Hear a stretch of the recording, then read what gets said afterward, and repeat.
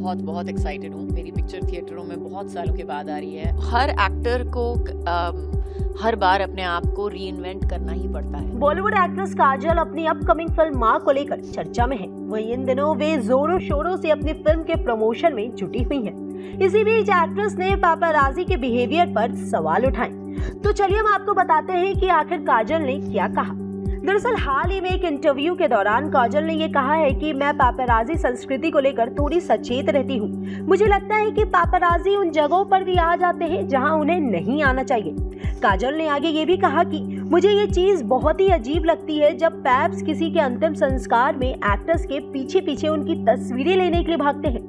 पैपाराजी आपके पीछे पीछे कई किलोमीटर तक पहुंच जाते हैं सिर्फ ये जानने के लिए कि आप कहाँ जा रही हैं, किस बिल्डिंग में जा रही हैं।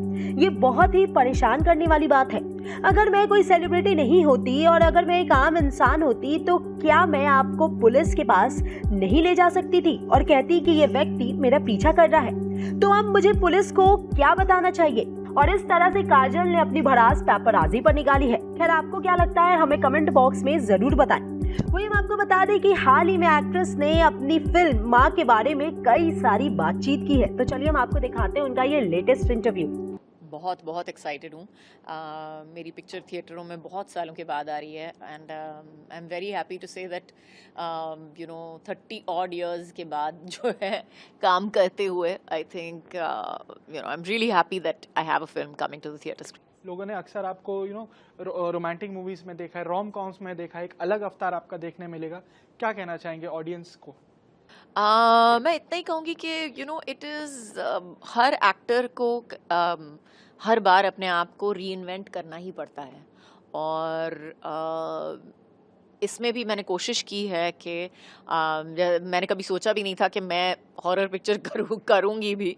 और माँ की शुरुआत वहाँ से हुई थी। एक्चुअली हमने जब स्क्रिप्ट लेवल पे सुनी थी कहानी तो हमें लगा कि नहीं कि हम एक हॉरर पिक्चर बना रहे हैं, हमें लगा कि हम एक थ्रिलर बना रहे हैं। But by the time the script came about and by the time we figured out कि क्लाइमैक्स क्या होना चाहिए, it became we had to make it a horror, it had to be that genre. So yes, we are very very happy. हम बहुत खुश हैं कि हमारी जो कोशिशें हैं वो पूरी हो गई हैं और पिक्चर अभी बिग स्क्रीन पे रेडी है रिलीज के लिए।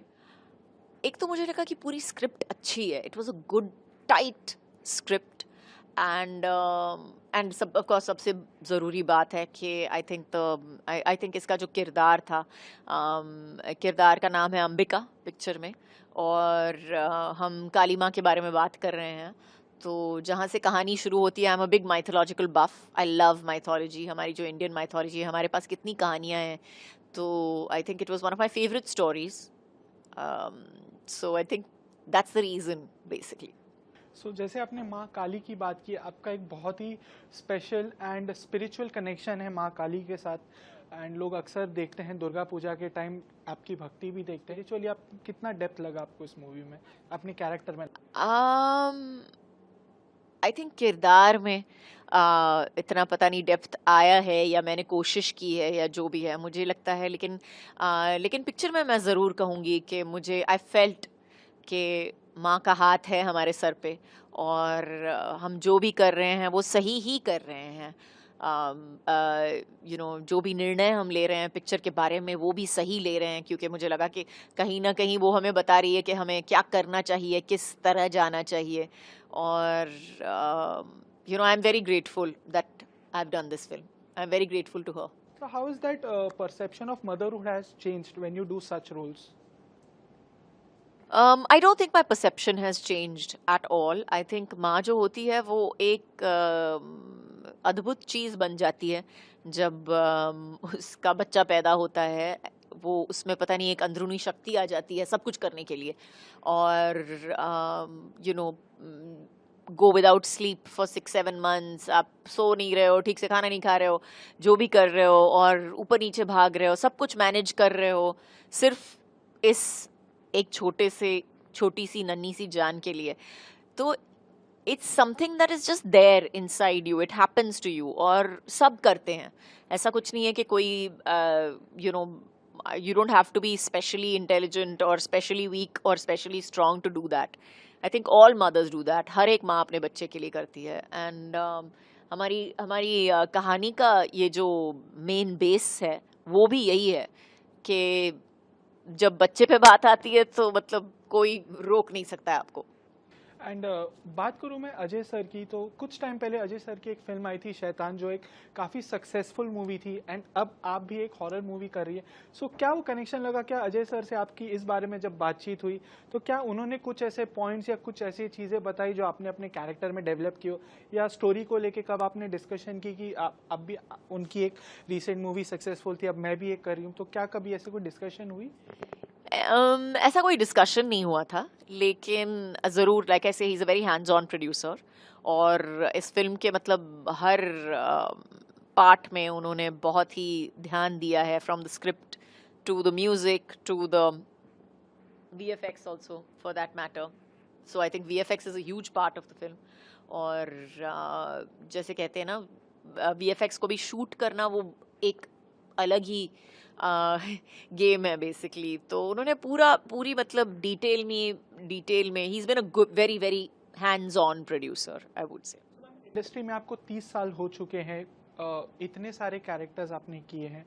So what is next? अगर मैं बात करूँ ऑडियंस पर्सपेक्टिव से, रोम कॉम्स कर ली, हॉरर कर लिया, थ्रिलर्स हो गई, व्हाट इज नेक्स्ट? अब आप क्या नया एक्सप्लोर करना चाहती हैं? I have no idea. It will depend on, पता नहीं एक्चुअली. जो अच्छी, जैसे मैंने कहा है, मेरा स्क्रिप्ट मेरा सबसे बड़ा हीरो होता है, और कौन क्या स्क्रिप्ट लेके आएगा क्या पता है. तो we'll see what happens. And I am very proud of the film.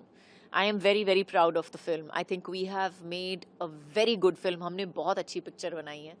हाँ, आपको पसंद आएगी ना पसंद आएगी वो एग्जाम बताएगा, लेकिन माँ की कसम हमने अच्छी पिक्चर बनाई है. तो जरूर जाके देखिए. 27 जून को रिलीज हो रही है, और इन सिनेमाज जून 27. आई थिंक किरदार में इतना पता नहीं डेप्थ आया है, या मैंने कोशिश की है, या जो भी है मुझे लगता है. लेकिन पिक्चर में मैं ज़रूर कहूँगी कि मुझे आई फेल्ट कि माँ का हाथ है हमारे सर पे, और हम जो भी कर रहे हैं वो सही ही कर रहे हैं. जो भी निर्णय हम ले रहे हैं पिक्चर के बारे में वो भी सही ले रहे हैं, क्योंकि मुझे लगा कि कहीं ना कहीं वो हमें बता रही है कि हमें क्या करना चाहिए, किस तरह जाना चाहिए. और I am very grateful that I have done this film. I am very grateful to her. So how is that perception of motherhood has changed when you do such roles? I don't think my perception has changed at all. I think माँ जो होती है वो एक अद्भुत चीज़ बन जाती है जब उसका बच्चा पैदा होता है. वो उसमें पता नहीं एक अंदरूनी शक्ति आ जाती है सब कुछ करने के लिए. और go without sleep for 6-7 months, आप सो नहीं रहे हो, ठीक से खाना नहीं खा रहे हो, जो भी कर रहे हो, और ऊपर नीचे भाग रहे हो, सब कुछ मैनेज कर रहे हो, सिर्फ इस एक छोटी सी नन्ही सी जान के लिए. तो it's something that is just there inside you, it happens to you, और सब करते हैं. ऐसा कुछ नहीं है कि कोई you don't have to be specially intelligent or specially weak or specially strong to do that. I think all mothers do that. हर एक माँ अपने बच्चे के लिए करती है. एंड हमारी कहानी का ये जो मेन बेस है वो भी यही है कि जब बच्चे पे बात आती है तो मतलब कोई रोक नहीं सकता है आपको.